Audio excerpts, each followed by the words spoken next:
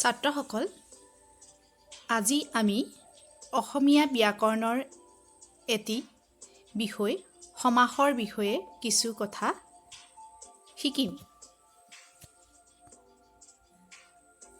পাঠটোতনো আমি কি শিকিম চাওঁচোন আহা। সমাস কাক বোলে?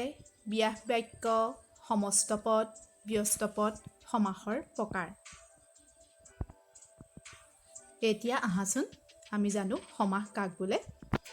পৰস্পৰ অৰ্থৰ সংগতি থকা দুই বা ততোধিক পদ লগ লাগি এক পদ হোৱাকে সমাস বোলে।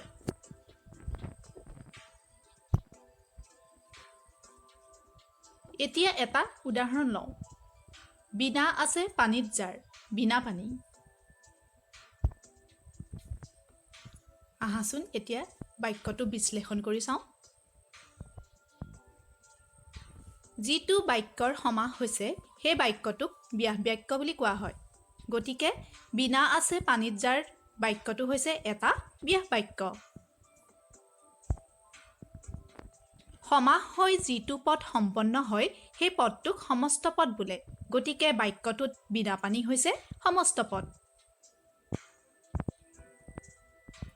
যিকেইটা পদৰ সমাস হয় তাৰ প্ৰত্যেকটোকে ব্যস্ত পদ বুলি কোৱা হয়। গতিকে বিনা আৰু পানী ব্যস্ত পদ।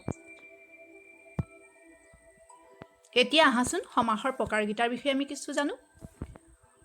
সমাস সাধাৰণতে 6 প্ৰকাৰৰ: দ্বন্দ্ব সমাস, দ্বিগু সমাস, বহুব্ৰীহি সমাস, কৰ্মধাৰয় সমাস, তৎপুৰুষ সমাস আৰু অব্যয়ভাৱ সমাস। আমি ইয়াৰ পাছৰ পাঠত এই 6টা সমাসৰ বিষয়ে বিস্তৃতভাৱে জানিবলৈ চেষ্টা কৰিম।